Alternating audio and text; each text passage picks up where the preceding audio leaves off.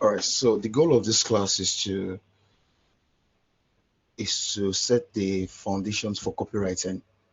So I'm going to assume that you are a newbie to copywriting, and you probably don't have an idea of what copywriting is all about. So we'll be starting from zero because we need to um, touch every single aspect of copywriting from the beginning to the end. From being a beginner and then to someone that is already a senior copywriter. So the reason why I'm taking this class is because I've been a copywriter for about 4 or 5 years. Although from copywriting I switched to some other skills. Apologies for my voice. I'm kind of having some cough recently, so apologies for that. So I switched from copywriting to some other skills like UI design, um, CMS development using software like WordPress, Webflow, and Shopify and the likes. Then now currently I'm now an independent software engineer. So what I do basically is just create apps and the likes. So during my days as a copywriter, even up until now, I still do a lot of copywriting because when developing sites for clients, you also want to create some of those blocks of copy for different parts of the website. So being a copywriter is a very handy skill to have, or let me say copywriting in essence is a very handy skill to have because no matter what you do, whether you're a social media manager, um, a programmer, a designer, whatever you are, you still need to have an idea of what copywriting is all about. So our goal is to have about 4 classes, and these classes are more or less going to be like crash courses. So this first one is going to be the basics. The second class is going to be about creating a landing page or an email copy, and then the third class is going to be copywriting in the real world. Because one thing I think is missing from a lot of copywriting classes that I see around is many of them know the theory, which is something you can easily find online. But when it comes to the application, the real world application, because the way many people do copywriting is not the way it's done in the real world. There's a lot of scientific methods around it that you need to keep in mind while you're trying to, craft copy. So we call it a craft because you are not just writing, you are crafting something. So during this class, we are going to be looking at types of copywriting, conversion as a science, the building blocks of copywriting, that is what makes up copywriting, and then we're going to talk about your first assignment. Yeah. So the big question is why copywriting? I already touched that in the beginning of the conversation, but what is the economic importance of copywriting? And that is for persuasive communication. So the reason why you're creating copy is to be able to persuade somebody into taking an action. So you want that person to do what you want. And during the early days of copywriting, there were some people that used this skill to do some bad stuff because if you're able to like persuade people to do some dangerous stuff, you can easily trick them into buying buying into scams and many others. So over the years, it has shifted from being this very dangerous thing to do, and now many companies integrate copywriting as part of you know their arsenal and all. So persuasive communication is the most important outcome of copywriting. Whether you are going on a date looking to woo a girl, everything is all persuasive communication. And then when you persuade someone, there has to be a goal, right? There needs to be like a goal behind your persuasion. So it could be you want the person to maybe send you money, or you want the person to agree to be your partner, or whatever it is. There has to be a goal. So it starts with persuasive communication, then it moves to okay, what are the goals? So then the goal of copywriting is conversion. That is, you want that thing to convert. And that is why in the world today, or let me say in the agency world today, conversion copywriting is the most used word now, because what is the essence of copywriting when there is no conversion? So that's why many people will call themselves a conversion copywriter, because um, writing in itself is an art, but writing to help a business make sales is science. You understand? You have to do 1 + 1 = 2. So that's the goal of copywriting. So what are the types of copywriting? We have different types of copywriting. You must have done your research, or you're not a newbie to copywriting, so maybe you know one or two of these. So the first one is direct response. Second is content and SEO. We have advertising, we have email, we have UX, we have technical, we have social media, and also we have script writing. So I hope with these ones here, I'm able to like explain what each one of these copywriting achieve. So the first one we have is we have direct response copywriting, and this type of copywriting aims to get an immediate response from the user. That is, you want that person to take an action. So imagine you scrolling through your Facebook page, and then you see an ad, and then you click on the ad, and it takes you to a landing page, and then you see some catchy headlines and some pain points and some benefits and features and all like that, and the person is asking you to like pay 10,000 naira to buy that product. That is called direct response marketing. But the art of writing that copy is direct response copywriting, because the conversion metric, as you can see on the slide, is product purchase, lead magnet download, or engaging with the brand in some way. So it depends on your marketing goal, what you're looking to achieve. But most importantly, direct response copywriting is mainly to drive something like a product purchase, or lead magnets, or getting a lead magnet. And if you don't know what a lead magnet is, a lead magnet is more or less like an ebook. When you're asked to drop your email to get a checklist, or just anything that you can download on your phone, it's called a lead magnet. And there are examples of direct response copy. That is, these are the types of copy that go on certain places. So we have landing page copy, and we have email marketing campaign. So this is an example of a direct response copy. Is a landing page copy. You can see something like SEO that grows your business. Although this person is I took this guy's course, so that's why I use his landing page as an example. But it is just to um help you just see that it is just, the goal is to like start with more or less like a story. You can see this guy says rank to sell is a course I wish I had when I started my business 5 years ago, blah blah blah. And then down the copy, he went ahead to tell them why they should buy this course, why this course is the best, why this course is going to change their everything. You understand? So I hope as we proceed during the classes and the assignments, you're going to get to do a lot of these things, and then you understand the way how to assemble a copy. Yeah, you're meant to craft them, so you're going to know how to like assemble them.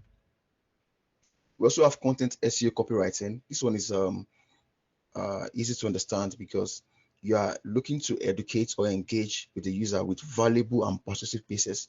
So this can be blog posts, it can be an ebook, it can be content that goes on websites.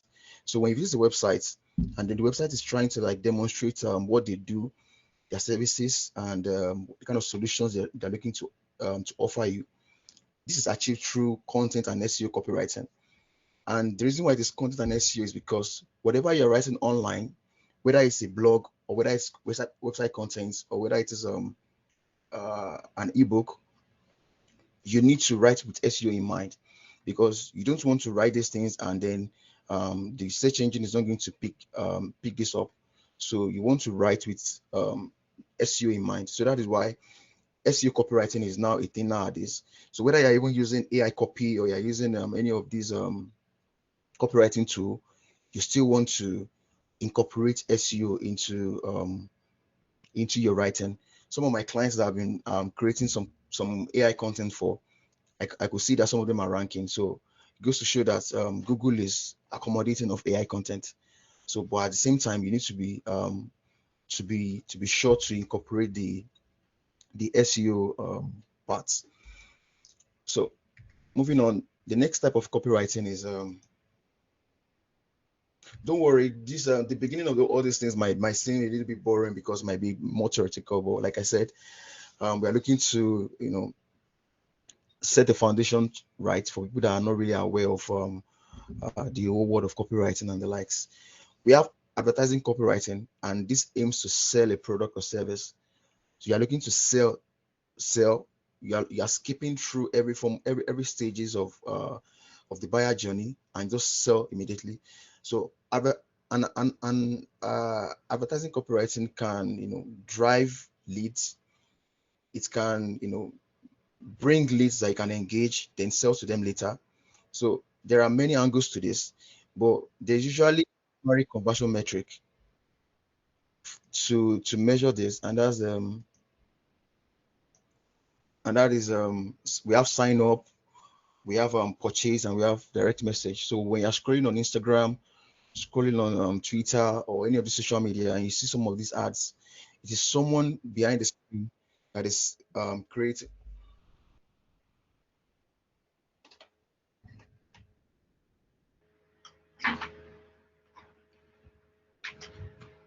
So as I was saying, it is someone behind the screen creating this copy.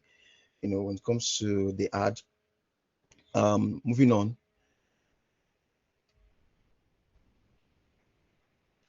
the next type of copy is email copywriting, and that is writing that aims to engage, persuade, and sell via email. Now, one thing I want to note with email copywriting is that it captures every form of engagement when it comes to that of content writing, that of direct response, and that of ad copywriting. So email is like the king of all because it combines all of these all right, so email copywriting combines all of these different engagement points. We have persuasion. We also have selling via emails. So that is why email is the king. That is why it takes a lot of guts to be an email copywriter, and that's why our second class is going to actually talk about creating landing page copy and also creating email copy. So the next one is UX copywriting. I got certified as a UX copywriter, I think about 2020, 2021. Yeah. So it really opened my eyes into some other aspect of copywriting that most people don't know about. And UX copywriting is that writing that aims to guide user during onboarding and while using the software. Have you ever wondered who is the person that writes the copy you see when you open an application? Let's say you open your Child Deck app now, and then you see something like I'm trying to see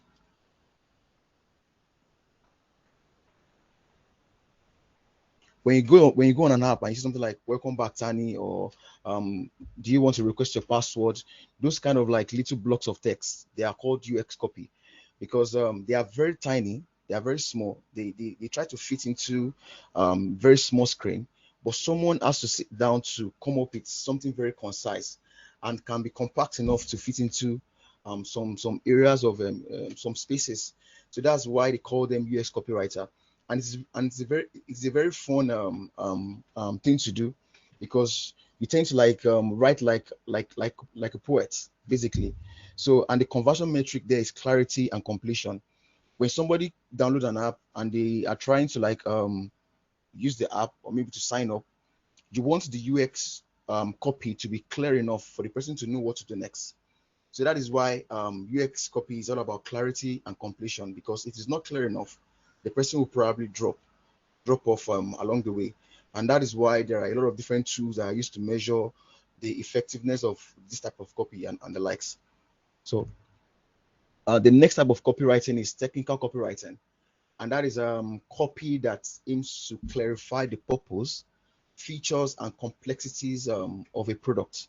So when you have like a software that you're using, maybe a CRM that is aimed to maybe help you arrange your books, When I say books, I mean like your customer transactions and the likes, you know, and you are facing one or two issues with it, there needs to be like a documentation of that particular software that you can always visit to know what to do and the likes before reaching out to the support. So there's somebody at the behind this types of copy, because if um if the software is complex enough, you want to actually dumb it down in a way that's going to be easy for the user to understand. So that is why being a technical copywriter takes some level of um some level of childishness. Let me use that word. You need to be childish in a way that you can actually write for a 5-year old.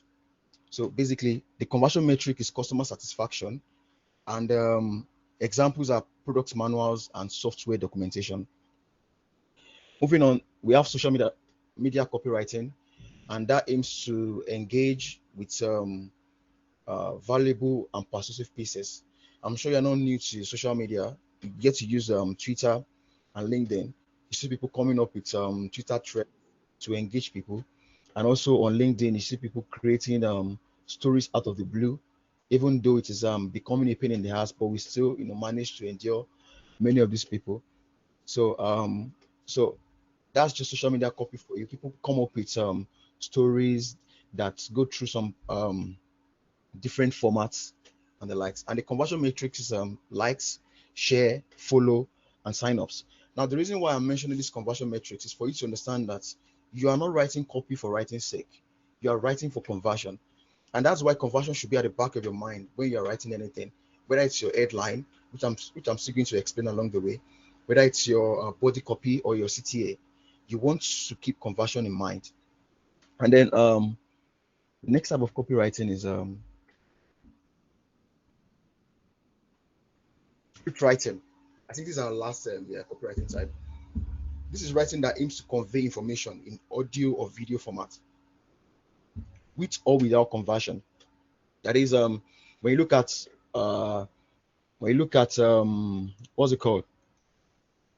When you look at podcasts or YouTube videos, these are these are things that somebody has to like write out the scripts before the person jumps in front of camera or jumps in front of the microphone to record. And there's some people outsource these things to script copywriters, people that are able to like come up with unique way to like present words. You understand? So, and there's a very high demand for script copywriters, just like email copywriting, because there are a lot of YouTubers that are looking to delegate. I know someone like Fisayo Fosudo, which is a YouTuber in Nigeria here. I know he's I know he outsources his script writing to his staff members. So this is type of like a skill you can also have, and that is what leads me to the fact that these skills are not isolated. That is, if you want to achieve something, you are not looking to just email copywriting alone to achieve it. You are going to actually be working with a lot of different types of these copywriting fields. That is, if you want to sell a product, you need to actually do email copy, you need to do content copy, you need to do ad copy, you need to do social media copy. So being a copywriter means that you have to be a jack of all trades. You have to be able to write content of all different types, but at the same time, you want to double down on one particular skill, and that is maybe email copywriting, something like that. But at the same time, you still want to be able to like write some other types of copy so that you can be very diverse and you can be a valuable asset to agencies that are looking to hire, because it's very, very important. So this is my first question of the class. I was hoping we'll be able to like do this do this very well in the YouTube session. But it still doesn't change anything. We have a comment section here.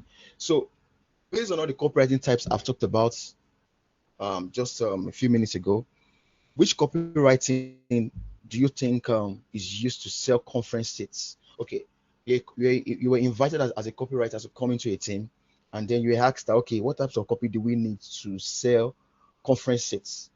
Can you let me know in the comments what types of copywriting do you think you would need to like to do to sell conference seats? All right, OT. Hello, sir. Yeah, Good evening. I wanted to say email copywriting, but I saw people already writing it in the comment section. yeah. Email copywriting, yeah. That's one of those ways to sell. We have advertising copywriting here too. We have technical. Victor Adigbe said technical copywriting. Uh, Technical copywriting can't work here because technical, like I said, is to help simplify, complexity of a product. So if you want to like describe what the product is all about, or you want to put or you want to explain some certain features, that's what you use technical copywriting for. So, but in this case, you are looking to sell conference sets. So the first thing to do is to maybe get people's emails. And to get people's emails, what are you going to do? You're going to have a landing page, right? To have a landing page, you need to create a copy. So that means you're going to be working with a designer to create a landing page, obviously, or there are some email software that have landing pages built in. So I'm trying to like explain the mental models that you use to like look at the outcome you're looking to get, instead of just assuming that people are going to come from instead of assuming that people are going to come from just anywhere. You have to like look at the path that you want people to actually take. So to get their emails, you might want to have to run ads, right? So from running ads, you get their emails, and then from their emails, you send them to the landing page, to the landing page, and then landing page, you sell to them, obviously, right? So at every touch point, you're going to be creating copy. That is ad copy, email copy, and a landing page copy, right? So these are the types of copy you need for to achieve this. So let's examine the next question. So which copywriting to onboard users to an app? Like what type of copywriting will you use to onboard users to an app?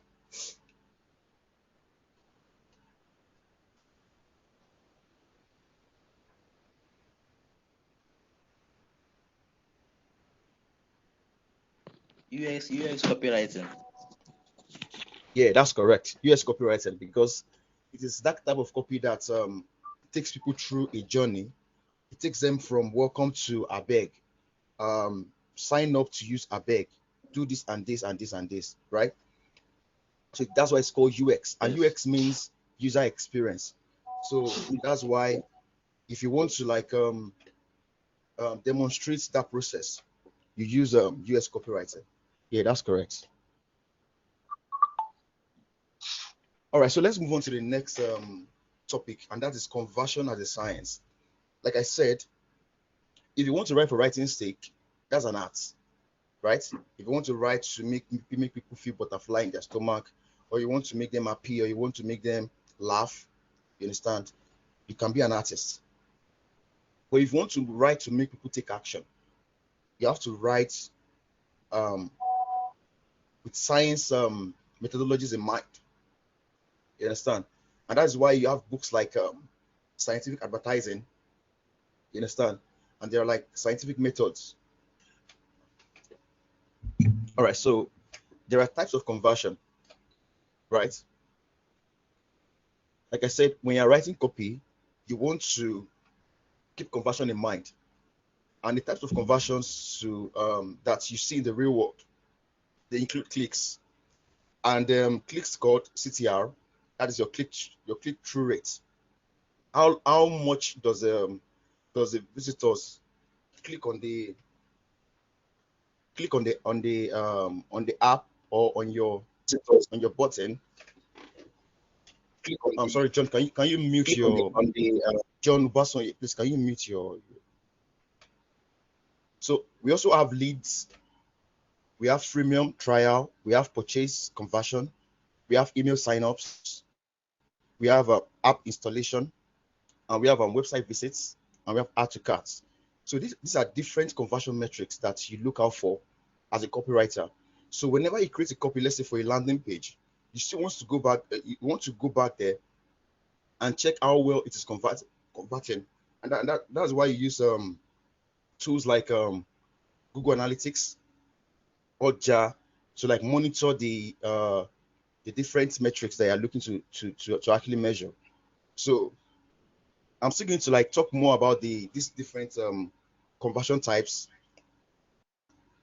There are tools, like I said, to measure this conversion, like Google Analytics, that is GA4. GA4 in itself is a word on its own. And that is why if you're a copywriter that knows GA4 like the back of your hand, you're an asset to any agency, to anybody looking to hire. In fact, you can change your title from being a conversion copywriter to a conversion analyst, something like that, or a CRO. That is let me write it in the comments. These are different ways to brand yourself. And the CRO is the conversion rate. So that's CRO for you. CRO is conversion rate optimization. So it's a field on its own. You understand? To my clients, I call myself a CRO developer, and that's somebody that's able to develop sites with CRO in mind, basically. So you can also be a CRO writer, something like that. You can be a conversion rate optimization analyst. So knowing these tools like Oddjart, being able to like measure heat maps and the likes, these are the things, these are actual skills that you can have. So it goes just beyond writing based on some copywriting formulas, which I'm still going to touch. But at the same time, there's a science to writing copy. Now, when you're writing copy, you're writing for a certain audience, right? You're not just writing just into the oblivion. You're writing for somebody somewhere to actually get that message. But at the same time, you want to actually be very practical. You don't just want to write assuming the condition, the problems, and the pain points of the customer. So you have to be very intentional and draw out different personas for you to be able to know how to like craft your copy. So that is why in most big companies they have different funnels for different stages of the buyer journey. And the first one there is the awareness stage. That is when you are looking to put out your service out there. People that don't know you from anywhere will be like, who's this guy? Who's this one? You can see the emoji, you can see the reaction of the emoji, like, who's this guy? So that is the kind of reaction you get from people when you're still trying to like penetrate the market. And that is why your type of copy should not be buy from me. You understand? You want to craft your copy in a way that that's going to maybe engage them, and subtly you drive them to an action. You understand?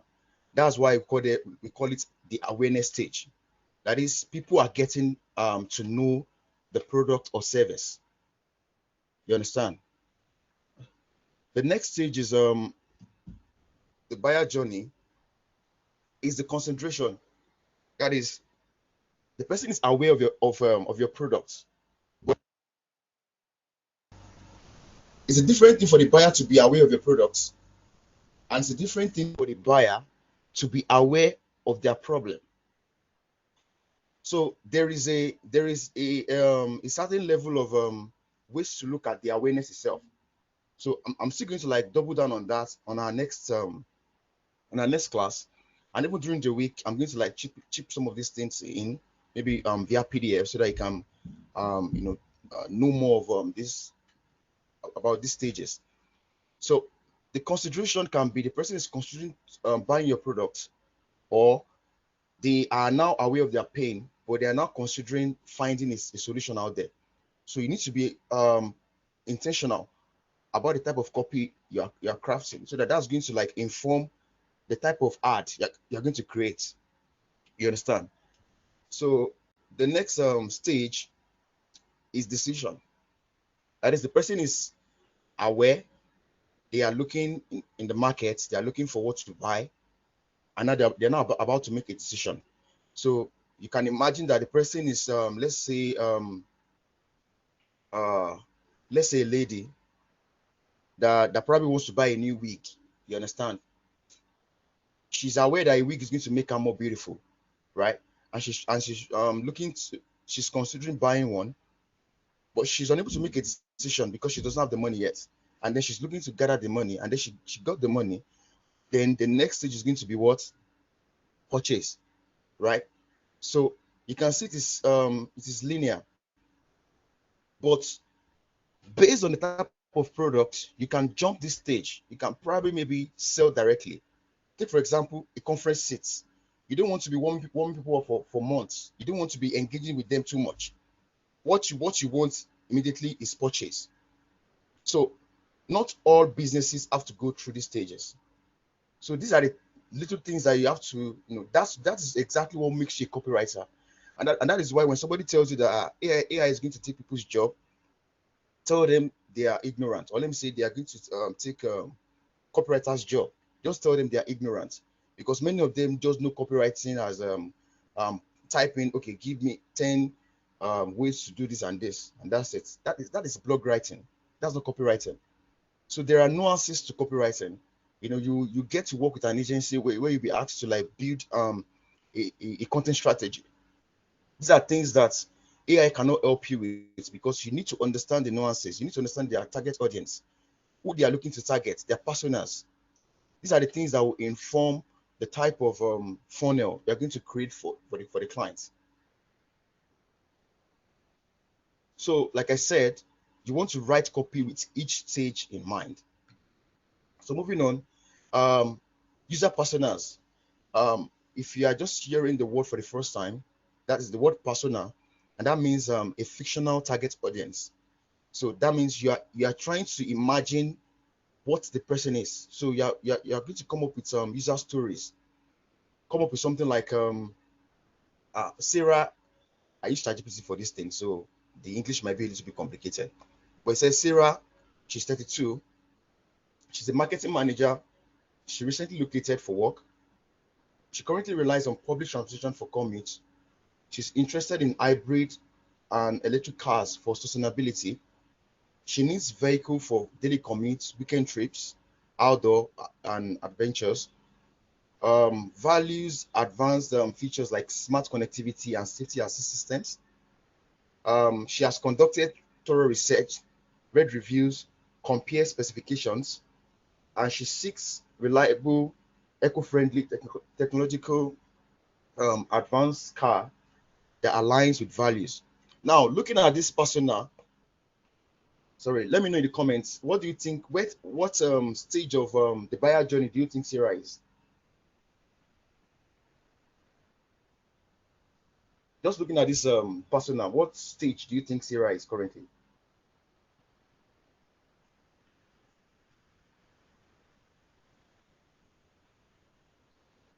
You can read again.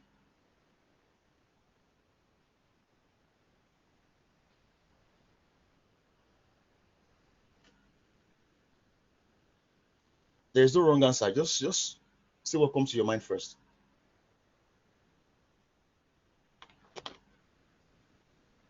Okay, Mansura. Okay, I have purchase, consideration, awareness, decision. Now, this question is tricky in a way that, and that's exactly why I'm particular. That's why I like this example, because there's a very thin line between consideration and decision. That's why you see some people, they'll reach out to an Instagram vendor, or maybe a WhatsApp vendor, and then they will ask you a lot of questions. They will ask a lot of questions, and then that's it. They are gone. Then you'll be wondering, why do you have to like take me through that level of depth conversation, and I thought you're going to buy from me, and then you went away. You understand? So there's a very thin line between consideration and decision. And then if you've not made the decision to approach the vendor to ask for their different prices that they have, you are still in the consideration phase. So when you look at this persona right now, you can see that Sarah is just making research. She has conducted thorough research. She has read a lot of reviews. She has compared specifications.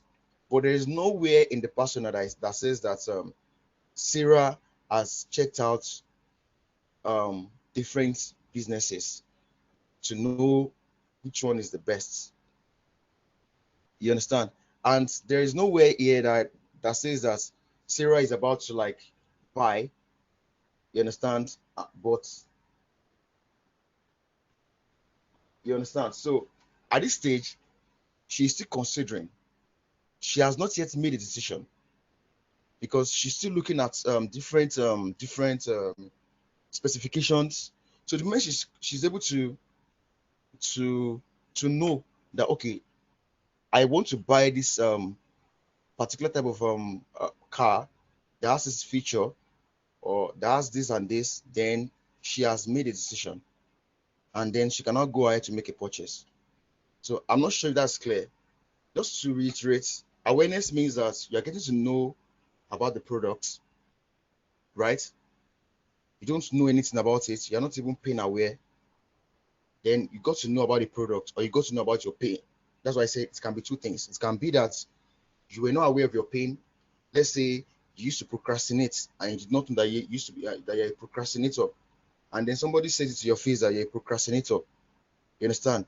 That means you were not aware, and then now you're aware. That's a form of awareness. And there's another awareness that you are aware that maybe I have pimples, and then you want to go to the market to get a cream. You understand? So that's also a form of awareness, because the pimples was not there before, and then it was there all of a sudden, and then you were aware, and then you went to the market to start you know trying to consider for something to buy, right? And then you move to the consideration stage, which is that you are comparing many different products. You are looking at which one is the best option for you. You understand? Let's say you're looking to buy a course online. You have like four different teachers, and you're not sure which one to go for. You are in the consideration stage. So this can be you, and it can also be the customer. You understand? So the decision is that you are now sure that, okay, I'm going for this particular vendor. You understand? So the person has not actually made a decision until they are certain that I'm going to this vendor to go and buy, and that's it. And then when the person buys from the vendor, the funnel is complete. That is from the awareness, consideration, decision, and purchase.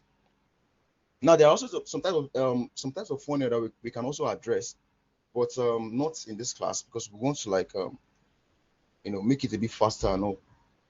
And that's why it's foundations. You can always build upon this, which I'm going to like provide a lot of resources in the forum. Now there are building blocks of copy. That what are the things that actually brings a copy together? You understand? So these are the pieces that when they stand alone, they are also a form of copy. So it is like a Lego block. You understand? It is like there is one organism that when you cut it into two, I think flatworms, yeah, flatworms. When you cut a flatworm into two, when you give it like a day or two, it's the two halves, they are going to grow back into one, like sorry, into two different flatworms. So it's an interesting biological phenomenon, but I want you to like have that at the back of your mind, that that's how you write copy too. You want to assemble copy that can breathe on their own, but when you bring them together, they become one, basically. So that's why there are different copywriting formulas, and copywriting formulas are structured frameworks. That is, these are the things that you look out for when you look at a landing page.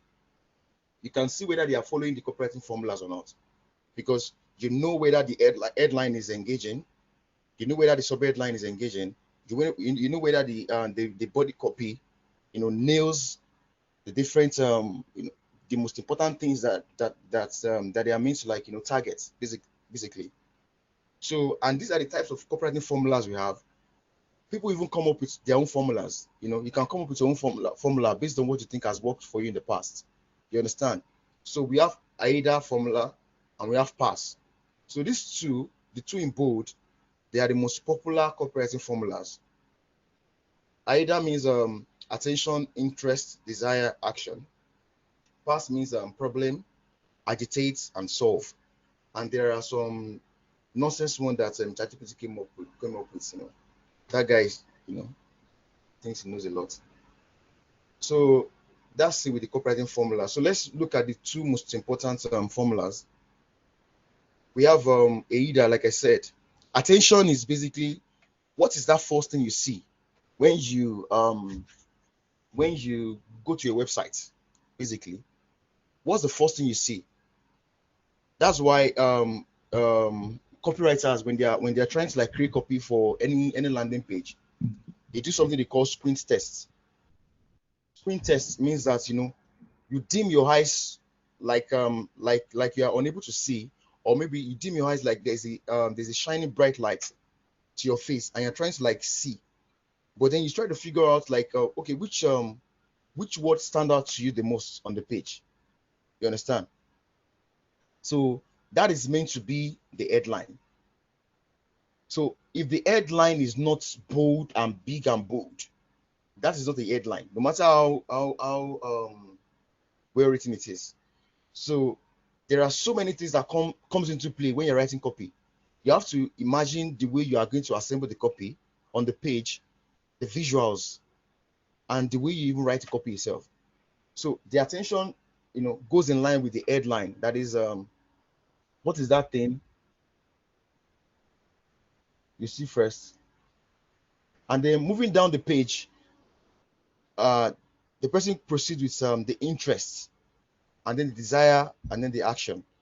But I don't think you get that without an example. And that's why we have one here. It says, the attention is, are you tired of struggling to find the perfect gift for your loved ones?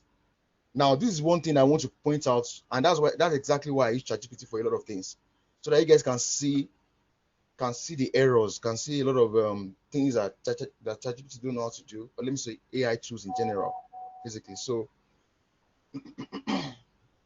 So this is a very weak headline. You understand? This is a type of headline you use for, let's say, a script. Maybe you're writing a script for um for a video, basically. You understand? But when you look at the average copywriter, this is how they write their copy. Are you do this and this and this on a landing page? You understand? Copywriting has evolved. People are now getting more and more aware that they are being sold to. So this is too long for a headline. You want to make your headline very short and compact, and you won't waste words. You understand? Look at are you tired of struggling to find the perfect gift? You can remove this "are you tired" and shorten it to just struggling to find the perfect gift for your loved ones. In fact, you can even remove this "for your" or this "your" away from there. You can even say something like struggling to find the perfect gift, something like that. Just tell you that there's a kind of like some mental models that goes with this, beyond just writing, just plain words that you feel can actually catch the person's attention. But it doesn't change the fact that these things also work. But when you are trying to write a headline, there are some rules to follow. But going back to our AIDA formula, the next one is the interest. That is introducing our exclusive collection of handcrafted jewelry designed to captivate arts and inspire joy. So the person's attention has been taken, right? Now they are trying to like ignite the interest. They want the person to know what they do, right? So if the person is not interested, the person will probably leave the page. And if the person is interested, the person will probably scroll down the page, right? So these are the mental models that you used to look. That is why when you are invited into a team and you're asked to like diagnose a page to see why the page is not converting, the first thing you should check is, okay, the headline, is it good enough? The interest, are we able to capture the interest of the buyer, right? So that's why we have something they call page above the fold. Let me type it here.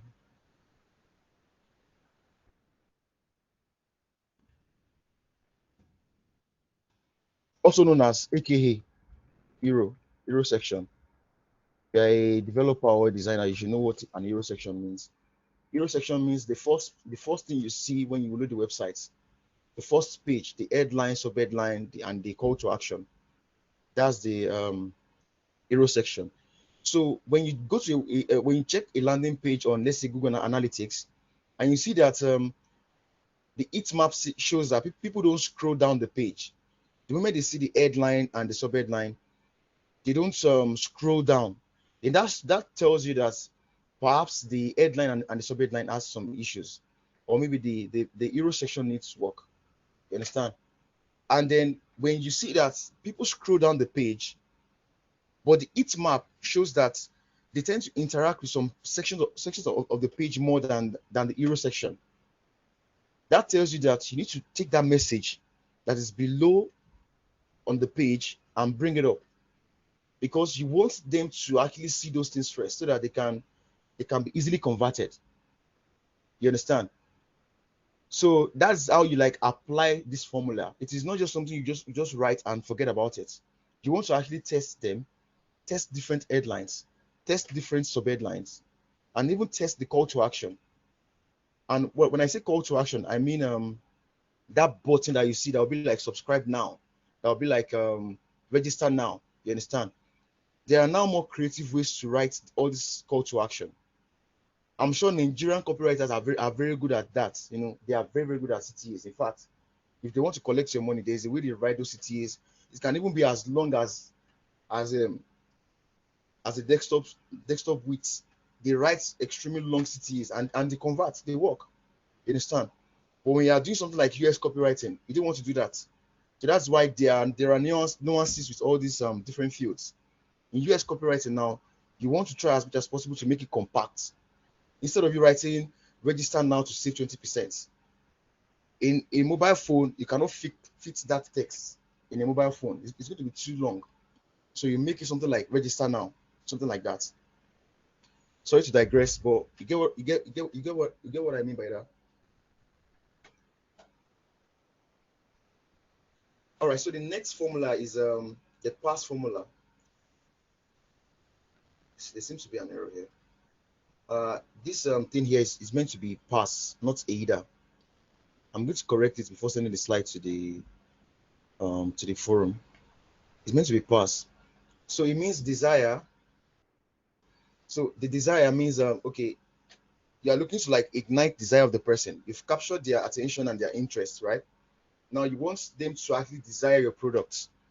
And that's why words like imagine is more or less the most used word in copywriting. When you see something like imagine the look of the light on their faces, that is, you are trying to paint a picture in the mind of the customer. You understand? So, and then when they desire that thing, then you can now go ahead to drive your call to action. Shop now and make every moment unforgettable with our exclusive jewelry collections. You understand? So then you've taken them through that journey, and if your copy is well written on the landing page, then you're able to like drive that conversion. Yeah. So the next formula is pass, and that is problem, agitate, solution. I added outcome because when you offer a solution, you also want to add like a call to action. You understand? So it is not complete. That's why there has to be problem, you agitate the customer, and then you provide a solution. So an example is something like struggling to keep your energy levels up throughout the day. That is the problem. You are telling the customer what problem they have. You understand? So you are starting with that. So the person, okay, yeah, that's true. I'm struggling with energy levels, or for me right now, I'm having cough right now. So the next thing is agitation. You are trying to agitate the problem. You are trying to let the customer be well aware of that problem and why it needs to be solved. So feeling exhausted and drained, your productivity takes a nosedive and you miss out on enjoying life's moments. That is, the person is going to be be shaking their head and be like, yes, this person gets me. Exactly, yeah. I'm struggling to do this and this, So when you've been able to like capture that and been able to get the customer to agree with that message, because there needs to be like an unconscious consent, basically. That's why you want to write with your persona in mind. Imagine that person. Imagine you're that person. You want to write with empathy. I think that's the key word. Let me write in the comments. Empathy.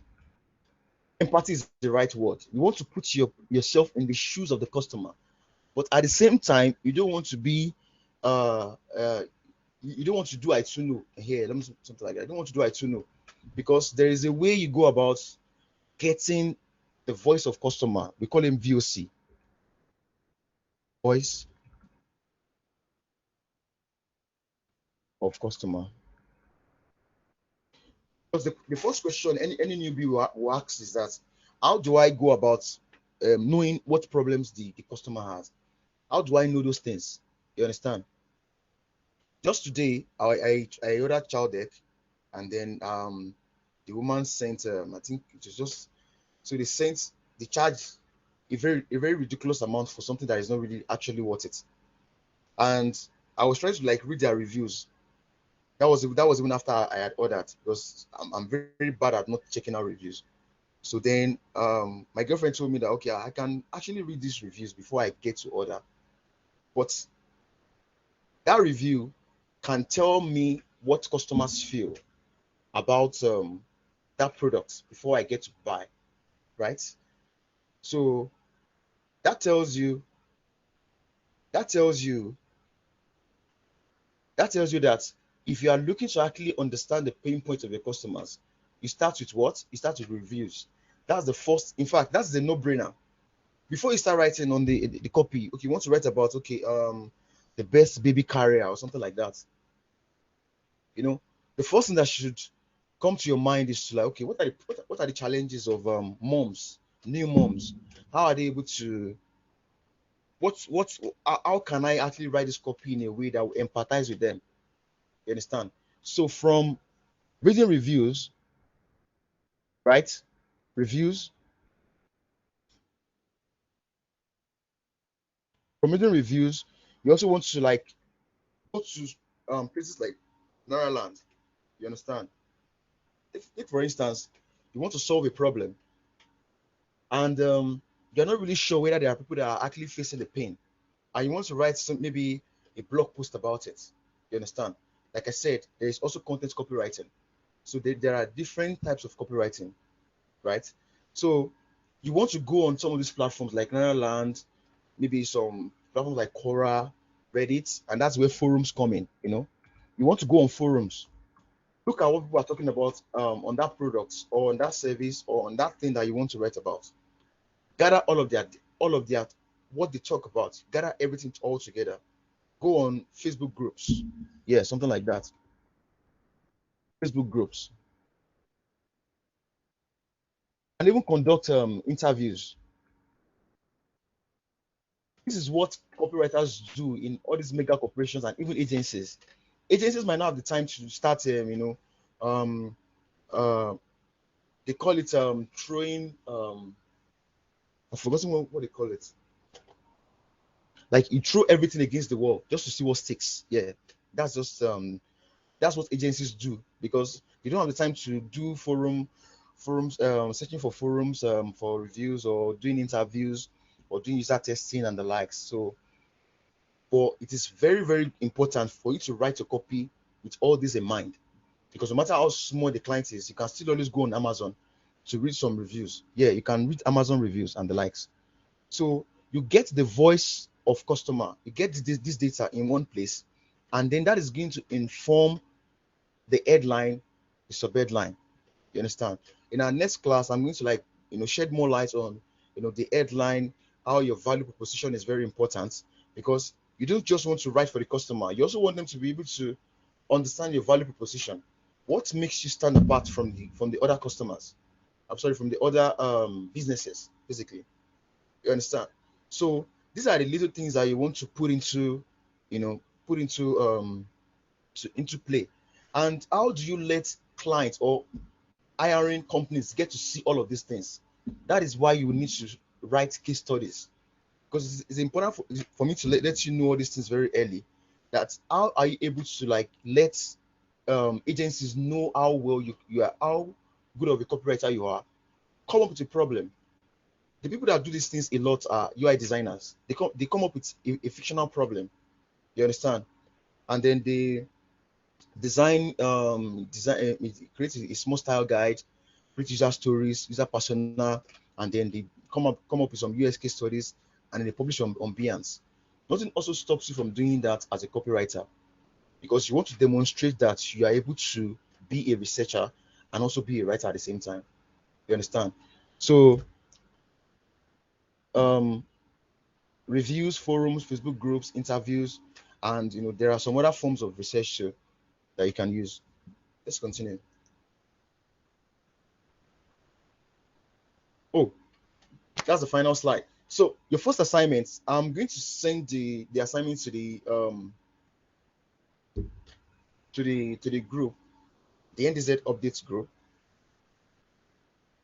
and no, sorry, I'm going to send it to the forum. It's important for it to be on the forum, because there are some people that are on the group that are not really engaging with us. So we really want to reward the members and people that are actually showing up.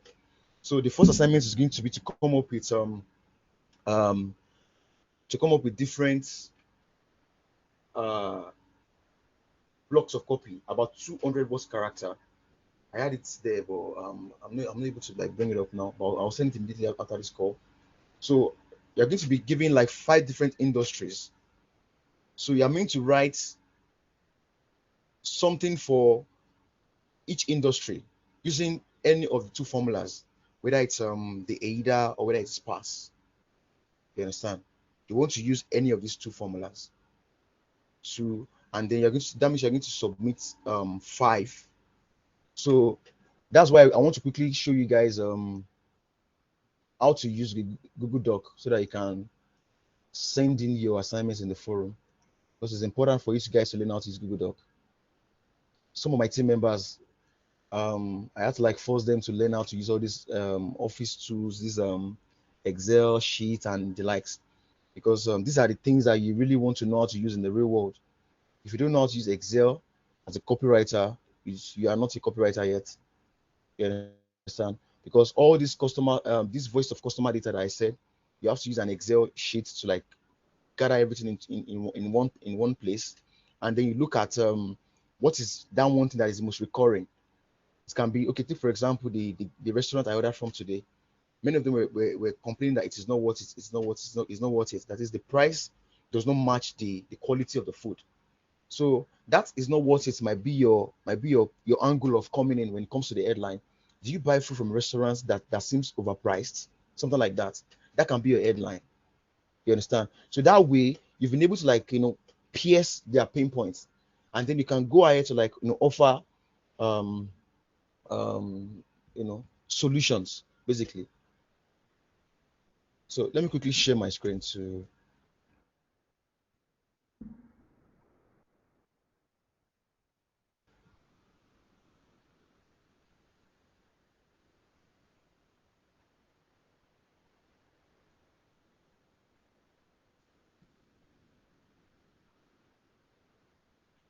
All right, this is the Microsoft I'm sorry, the Google Doc, right?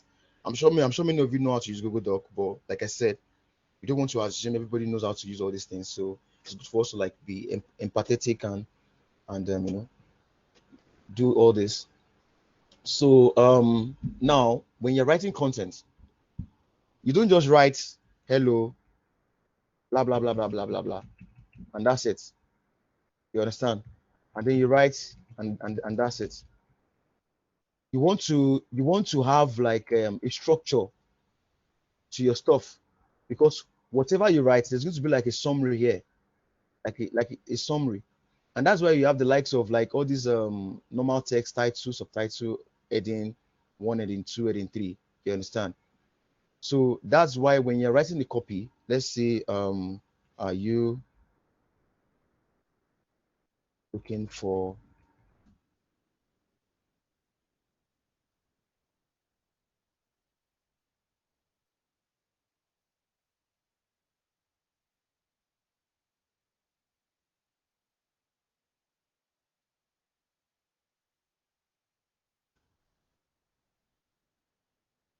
Are you looking for clean and used iPhones? You can write whatever you want to write, but make sure you give it a heading. Use one of this heading. Don't do like this. Don't bold it. Many people are fond of this. They bold it and then they come here and then they increase the size. You don't do that. You understand? You you come here, give it a bold. I'm sorry, give it a heading. This is your heading, right? And then your subhead line can be shop from.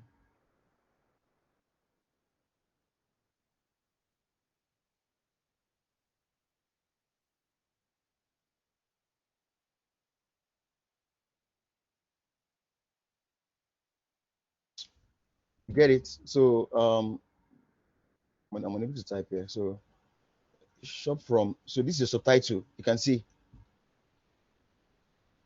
this reflects here, like this is your headline and this is your headline, and then you can go ahead to write your body copy, right? Go ahead to write your body copy, and if you have, let's say, buy now or something like that, capitalize your CTA and increase the size of your CTA to make it bold. You understand? So what you want to do now is to segment it. You can see maybe number one for the first what's it called? First ad based on the assignments. Then the next one is two. So maybe in one of these classes, I might probably just show you guys how to like present this better, so that you can have like a table that can maybe house the information, because presentation is key. That is one thing that sets Apple apart from the rest. How you present your copy is going to make it look more interesting. You can submit a 200-word document to a client and they will find it very amazing. It all boils down to presentation. I've seen some people that they will send in copy or they will send in content to me, and they will just pour everything down like on cooked spaghetti and all like that. So it's really embarrassing. You understand? And that's why you want to like spend more time in crafting the copy and also presenting it very well. So there's still a lot you can do with this Google Doc, but this is just a way for you to have an idea basically. And yeah, so when you are done with the content, also make sure that you give it a name. So just write your name, say Thanni, or write your name, then and say NDZ assignments or NDZ copywriting bootcamp. I'm going to give a much clearer instruction in the forum, so that the naming can be very uniform. Because one thing I want you guys to understand is that I love people that pay attention to details and instruction. Instruction is very important. You understand? You have to pay attention to details and pay attention to instruction. When you are in any company, what will set you apart is going to be getting the results. When I was still working on Fiverr, I I used to have a lot of jobs at once, so and it's always too hard for me to manage them. So I deliver late almost every single time. But what I make sure is that no matter how late a job is, I have to give it my 100%. It has to be extremely, extremely immaculate, and that's why even with thorough lateness, their review will be like, it was extremely late, which was worth it. It was worth it. It was worth it. It was worth it. You understand? So that's why it is better to be slow or focus on quality than to be fast and bring out garbage. So I want you to pay a lot of attention to quality when you are doing all these assignments. And the bootcamp, we're going to be having daily assignments. And the reason is because I want you guys to actually make this thing a part of you. And it's going to be a kind of like a thorough drilling. You understand? So that by the end of this bootcamp, you are going to actually feel very confident. And you can be able to spot any bullshit online. When you see even a landing page copy, you can spot, the errors, you can spot the things and all. Like I said, you are here to write conversion copy, not story, perspire to aspire, or maybe write some butterfly in your stomach. You are writing copy that is going to drive conversion. So I digressed again. To share this stuff, click on share button and then go to general access and say anyone with the link, and then set it that anyone with the link can view, so that your work is going to be publicly accessible to everybody on NDZ. They can see what you do. That's also a form of accountability. You understand? So then you share your link on the NDZ group. And yeah, so final notes, we are going to be actually be looking out for our 5 best active students, because it's very important, and you guys are going to be rewarded with clarity calls, which is going to be like the next step to, okay, what's next. So our best 5 students are going to be getting clarity calls. They're going to be open on a 1 hour call with me. I've had like about 2 clarity calls that are paid by some of you that reached out to me, but I'm going to be giving out for free to 5 people that have demonstrated passion. And I want you guys to like take these things very serious. If you're able to like see what we are trying to achieve in NZZ, you know that we are not looking to sell you a course or sell you something to like bring money out of your pocket. The point of NZZ is that we are looking to drive a social change. You understand? And while doing that, we have to make sure that we are producing more productive Nigerians. That is the key word: more productive Nigerians. Because out there right now, my clients, is looking to refer me to one of his other clients, and I have like about 5 other clients on there, and it's just too much for me to handle as a person. But trust me, it is hard to delegate. I can't just you know find somebody out there and delegate to them. More often than not, they disappoint. You understand? And it's because the skill quality is very, very low, and that's the complaints that I get from most clients abroad. The skill quality is very low, and a lot of the classes we take, they are usually very rushed. So that's why I would want you guys to take this very serious, engage in the forum, just make sure you show up, submit the assignments, and hopefully this can actually turn into something much bigger for you and for everybody. So with that said, like I said, I'm going to send the assignment to the forum, but you guys can let me know the questions you have so far on the class. I know it was a bit much for any newbie to like grasp those things, but I'm going to send the slides to also to help you follow up with all the things we've discussed. But if you have any question, you can let me know. And if you are still also gathering your thoughts, you can always ask in the forum. I will definitely respond as soon as I can. So I'm opening the floor for you guys to ask question now. All right, sir. I wanted to ask a question about copywriting. Now, I wanted to ask that is email copywriting the same thing as funnel building? That's my first question. And my second question is, for a total newbie, is it important that the person must be a master with words? Like the person must be very good with words, like very clever with words. That's my second question. Or anybody can be a copywriter. All right. Thank you, Oti, for the questions. The first question is copywriting the same thing as funnel building? That is no. Funnel building is more of a technical skill, because you need to learn software like ClickFunnels. We have Go High Level. We have Unbounds. These are funnel builders. That is, they help you create the landing page itself. You understand? But for all these funnels, you need to create a copy, right? You need to create a copy for these funnels. So copywriting is the act of writing the content for those funnels. There's also going to be that person that's going to build the funnel itself. That's going to take that content and put it on the website. You understand? These are the questions that you guys can ask in the forum. I will definitely give you a very detailed response, and even maybe link you to resources that will help you, like enlighten you on, okay, what funnel building is all about. There are people that are both funnel builders and they're also copywriters, right? They do both. You understand? But you don't want to like you know split yourself, because being a copywriter can be more than enough. You understand, to cater for any form of like workload you're looking to achieve. Yeah. All right. So the next question. Sorry, can you remind me of the next question? The second question was that do I need to be very clever with like words Yeah. to So be a yeah. So copywriter? the thing is, Because yeah, you don't need to be clever with words to be a copywriter. Like I said, copywriting is not It's not poetry. It's not like UX writing or anything that will need you to like be a bit more clever or anything like I said. You're going to be writing with data. You're going to be using data to write, and with AI now, it makes it much easy. So what you want to do now is to demonstrate expertise, is to make people understand, is to make your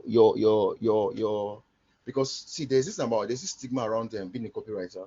I've experienced it. I've worked full time as a copywriter. I've worked as a contractor. I've also worked as a freelancer as a copywriter. You understand? So I know how it feels when you're on when you're in a team, and how much they look down on copywriting. But the moment you take them through that route of being a data copywriter, where you write with data, you start getting that respect, because they now know that, okay, you're not actually just a random writing to perspire kind of person. You understand? So like I said, you are going to be using more or less of data that already exists on the internet to craft this copy. And there are science around even how to craft a headline. There's a way you can even check the strength of your headline to know whether it is strong enough or not. You understand? There are tools you can use, like what's it called? Hemingway tool, to know the grade. You can even ask ChatGPT to like help you grade your the content, to see whether it matches, or whether it is easy to use. You understand? There's Grammarly too that helps you. These are the tools that you can also use along the way. Yeah. So to cut the story short, you don't need to be clever with words. You just need to be able to abide by the rules and understand what you think is going to convert. All right. Mohammed Mansoura said, "How can I use Google Docs in writing the assignments?" I already explained that just a few minutes ago. I don't know if you were online then when we talk about it. Um,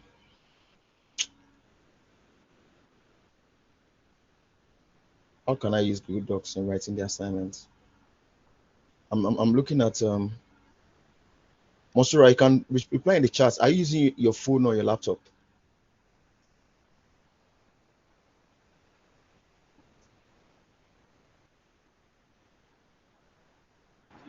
I'm using both. As in both.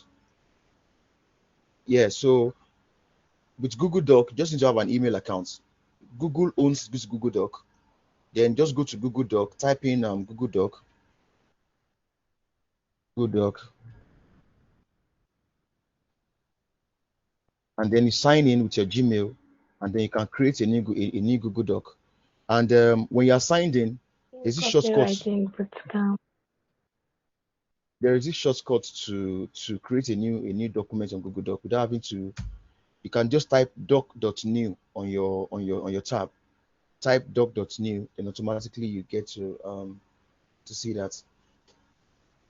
So, but if you still are not clear, you can ask in the forum, ask if anybody can put you through, ask for help, and if anybody can hop on a call with you or just direct you.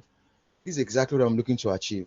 Like people working collaboratively, coming together, trying to do something. You understand? Uh, so yeah, I think you should do that. I already explained that, but okay, maybe I should just quickly go through again, just since it's just you. Um, this is Google Doc basically. Like I said, just create a new document, then you come here, then you write whatever you want to write in here, and then you click on share. But when you click on share, you see something like restricted here. You see restricted. Then you click on restricted. Then you click on anyone with the link, right? Then you make sure anyone with the link can view. Don't put it to editor, or else they will be able to edit your documents. So make it anyone with the link can view, and then you click on copy link, and then you copy the link, and then you share it on NDZ forum. I'm going to create a separate discussion where everybody can share their assignment link, and then we can, leave comments and all. You understand? So, and if that's not clear, you can still ask again in the forum, and we'll see what we can do. Richard told me said someone asked me this earlier in awards when you said writing for AI. What did you really mean? Writing for AI. I'm not sure I really said that, but but what maybe I meant is that maybe uh some people think AI is going to take their jobs in a way. You understand? Which I think is not true, because there is content you get from AI, and then when you get the content, you need to turn it into human content. You understand? AI at best right now is just a very big, it's a very big baby. Let me use that word, a big baby. It's very big, but it has a mind of a 2 year old, or a 3 year old. It is trained with content that exists online. So before it can actually come up with something that will actually nail the pain points of the customer, it's not going to be as easy as that. Yeah, Rachel. Yeah, just to clarify, I think the person meant writing for AI, not, I mean, writing AI content.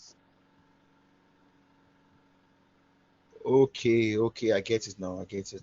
Yeah, Yeah, what I mean by that is that you know, AI content is still is something that is allowed, at least based on, like I said, I was working with a client on a news site, and what we used was AI content. We've done one before and it was working, and then we had to do another one again. You understand? So you could see that AI is actually allowed when it comes to search engine, but there is a new update by Google. They call it helpful content updates. Helpful content updates, and that is why. And what it means is that regardless of whether your content is AI or not, it has to be helpful. That's just the rule. And then there is another one called EAT or something like that. So you need to have the expertise, you need to have authority, and you need to be trustworthy. You understand? If you can satisfy these two things, and the last thing there is also backlinks.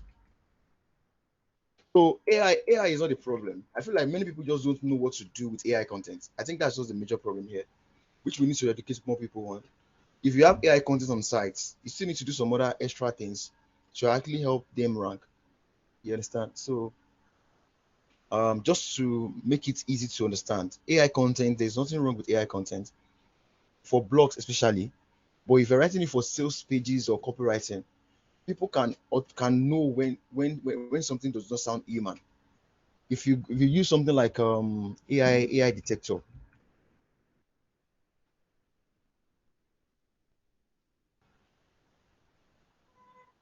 you can use this tool, AI detector, to check whether your content is AI or not.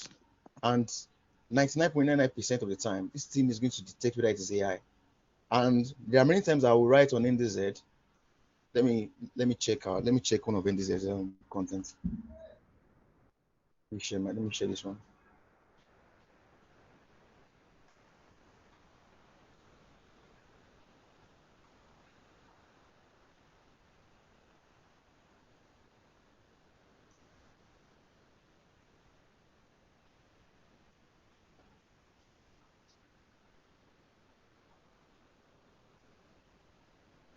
Let me copy one of NDZ's contents. This was the last content I created. I put it on this thing here now to check whether it is human or AI.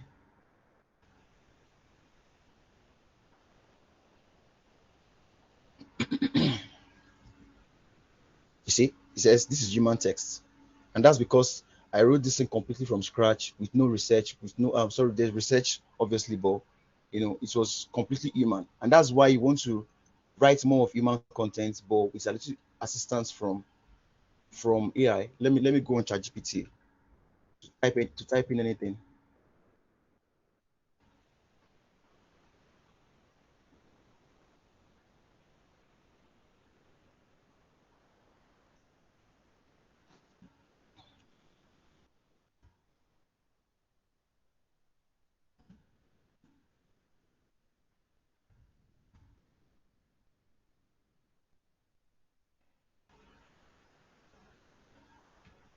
and I copy that.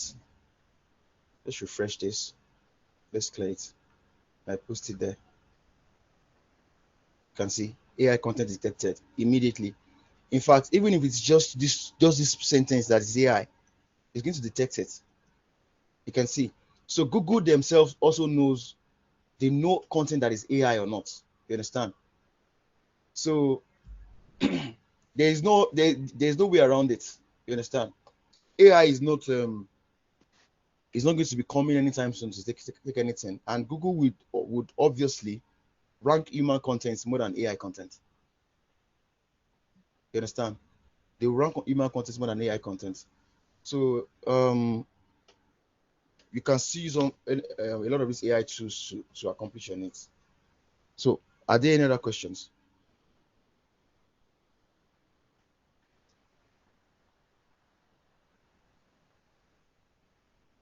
So if there are no other questions, I'm going to open the NTZ updates group.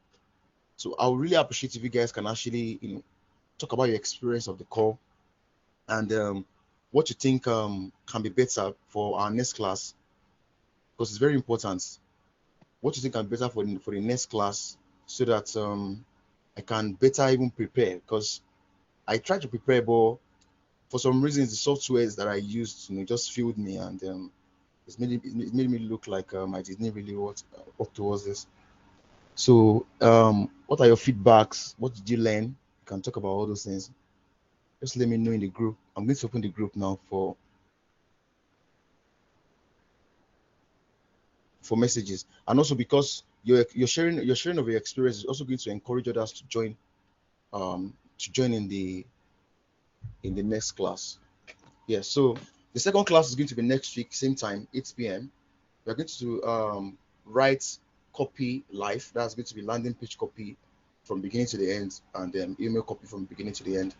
And before we start writing those things, I'm going to explain in detail what a headline is all about, the voice of customer data, how to find them, and the process of gathering those data and writing them and all like that. So that's going to be our goal next week. But before next week comes, from today till next week Saturday, we are going to be working on an assignment every single day till that day. And yeah, the assignment are going to be a bit much more than what you already know, or I hope you're able to get it done regardless, because I'll try my best to give some tips on how you can go about getting them done. So I guess that will be all. The goal of the call is even meant to be like 8 to 10, so we are almost right on time, and I'll try my best to make sure all of our calls are also on time, so that what happened today will not have to happen again. All right, so I'm about to end the call now. Yeah, thanks for your time too, Omaka. I appreciate you guys, audience. Yeah, thank you, Inkosola.